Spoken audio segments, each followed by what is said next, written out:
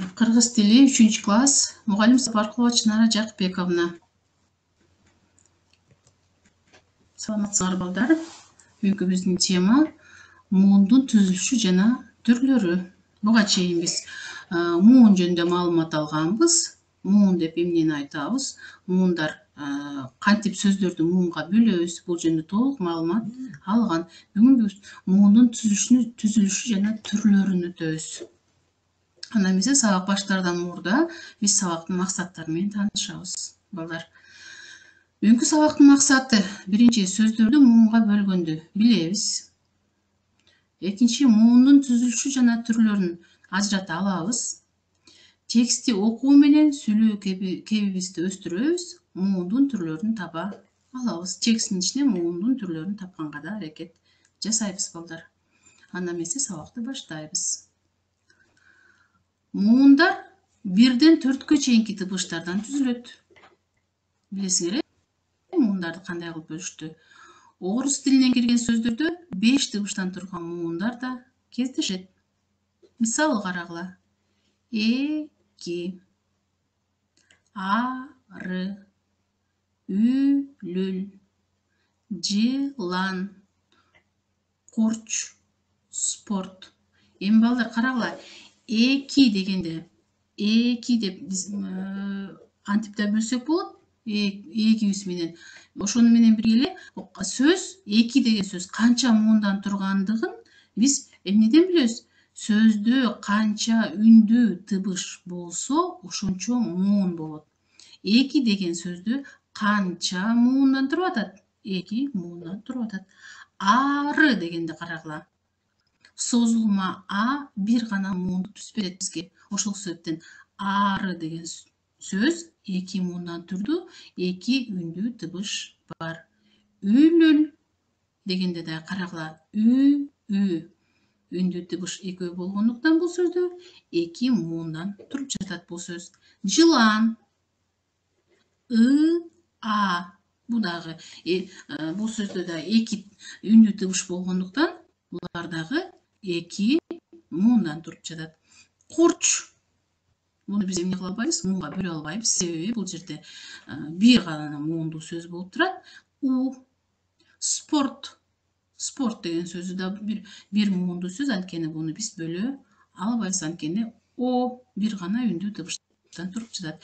Эми муундун түрлөрү деп атабыз биз. Муундун түрлөрү, кандай түрлөрү бар экен муундун? Муундун 3 түрү бар. Ачык муун, жабык муун, туюк муун. Эми ачык, жабык, туюк муундун кандай шарттуу белгилери бар экен көрөбүз азыр балдар. Ачык муун тоголоктогот дагы эч кандай ортосу ачык бойдон гана калат. Жабык муун тоголоктун ортосу жарымы гана жабылат дагы, жарымы ачык түстө калат. Ал эми туюк муунда болсо толугу менен түскө боелот дагы, бир дагы ачык жери калбайт балдар.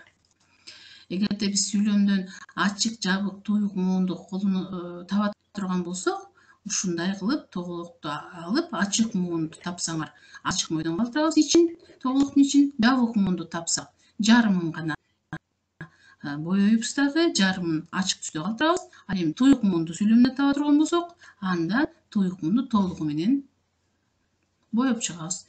Бир үндүүдөн турган же үнсүз менен башталып, үндүү менен бүткөн муун ачык муун болот. Ошол себептен балдар биз үндүү жана үнсүз тыбышты да жакшы билишибиз керек экен. Мисалы, асел дегенде карагыла, ачык муун кантип башталат дедик элек биз?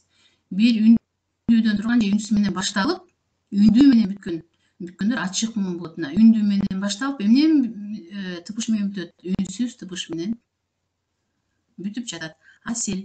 Жибек. Үндүүдөн башталып, үнсүз менен бүткөн муун жабык муун болот. Мисалы, үндүүдөн башталып атат. Эрмек. Үнсүз менен к тыбышы менен бүтүп атат. Үндүү менен башталды дагы. Эмне менен бүттү? К үнсүз тыбыш менен бүттү. Бул жабык муун болот экен. Айгүл. Айгүл деген дагы бул эмне болду? Жабык муун болду. Туюк муунду карагыла.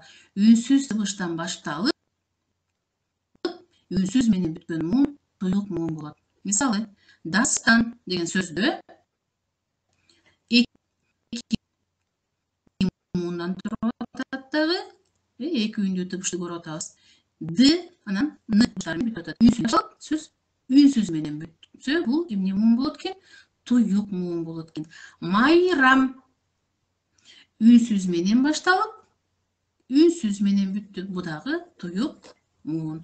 Баарыңар ажырата алдыңар болуш керек деп ойлойм.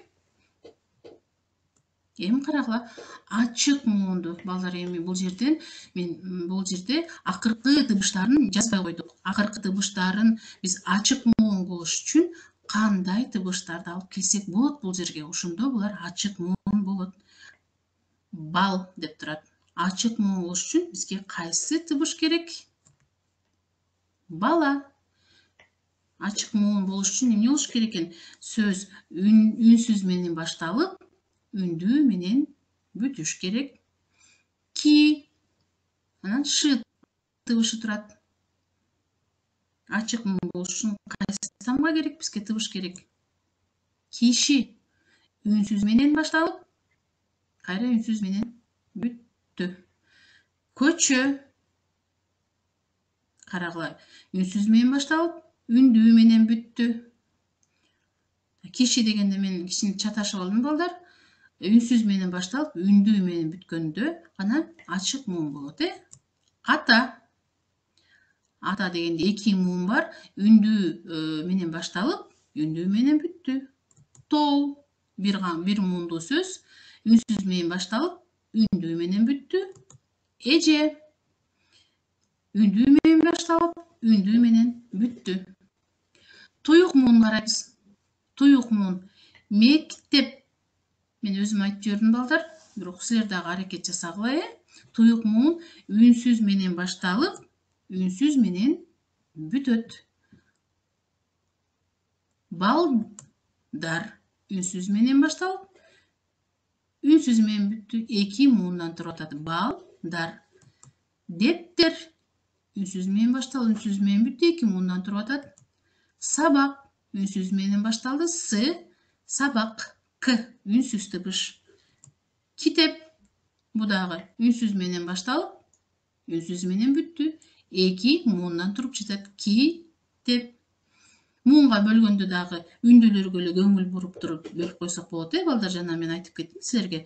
Китеп дегенде и, булар үндүү тыбыштар болгондуктан эки муун. Бүркүт. Б үнсүз, Т үнсүз. Бүркүт деген сөз канча муундан турду? Эки муундан турду. Бул туюк муун болот, балдар. Эми жабык муунга көңүл бурабыз. Кана жабык муун кандай болчу эле? Ойлонуп көргүлө, балдар.